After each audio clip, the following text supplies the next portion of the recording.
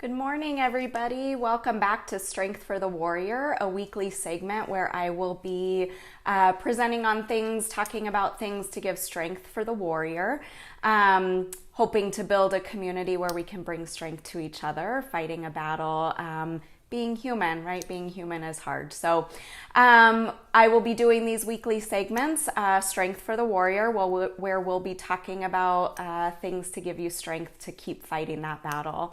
Hoping to build a community also where we are building each other up and drawing from the strength of a community. So with that being said, before I get started in today's topic, I'd like anybody who's watching live or if you're watching in the replay, give a little comment in the section below about where you found strength for the battle this week. Did you find strength in a value, in an activity, in a human, in a support person, in a support group?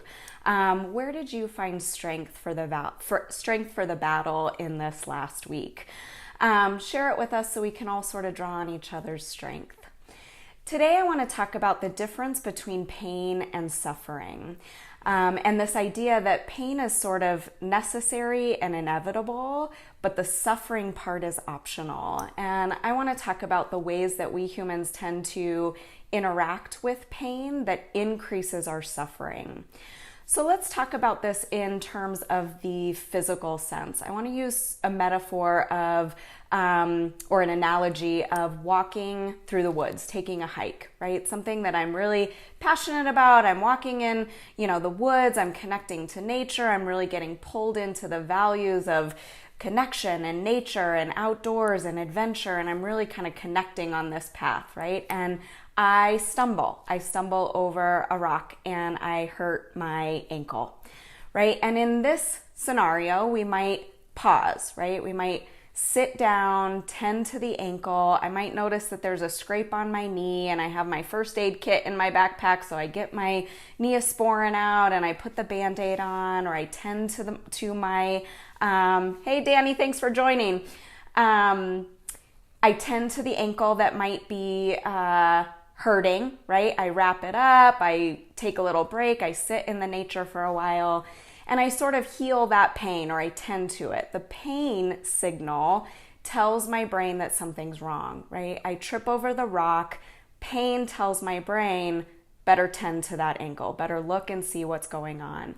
If I don't tend to it, the situation might get worse, right? The knee might get infected because I didn't know that it was scraped, right? The ankle might get worse because I didn't know to pause and sit with it and tend to it. This same thing happens when we talk about pain in an emotional sense, right? Pain in an emotional sense, we sort of live in a culture that tells us don't tune into the pain, detach from the pain, ignore the pain, pretend as if it isn't there. Right? And we got lots of examples of this when we think about grief and loss and depression and sadness. How many people have heard the things like, you should be over it by now. It's not that bad. I don't know why you're crying about this. I don't know why you can't just move on, right? We sort of reinforce this idea that I need to detach from my pain or I need to ignore it. And when it happens in the emotional realm, just like in the physical realm, infection can happen, right? And suffering can happen because of the ways that I'm detaching from the pain. Pain in and of itself, the pain signal is not the issue. The pain signal is actually alerting me to something. It's saying, pay attention to this. Similar to what we would do in a physical realm, we need to do this in an emotional realm. That when that pain signal of anxiety shows up. Anxiety sort of alerts us to something here might be dangerous. I might need to pay attention to this. I might need to plan and prepare for this. If we miss those signals, suffering can sort of happen, right? The more that I detach and ignore, dismiss it, the more that I numb from it, the more that I pull away from my life because I don't want the pain signal, that is what increases our suffering. The pain in and of itself is not what creates suffering. It's how we interact with that pain. Are we allowing it to sort of be there, tune into it, tend to it similar to what we would do in a physical realm? Am I putting some sort of compassion and healing around that pain, or am I detaching from it? Again, if you're watching this live or in the replay, please comment about things that you found strength in this week. Where did you find strength for the battle? Share so we as a community can sort of draw from that.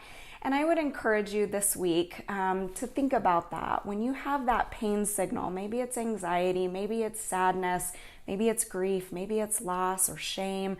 When that pain signal shows up, I wonder if you could tend to it the way you might tend to a scraped knee. I'll see you all next week. We'll talk more about Strength for the Warrior. Again, comment, let us know where you're finding strength for the battle this week.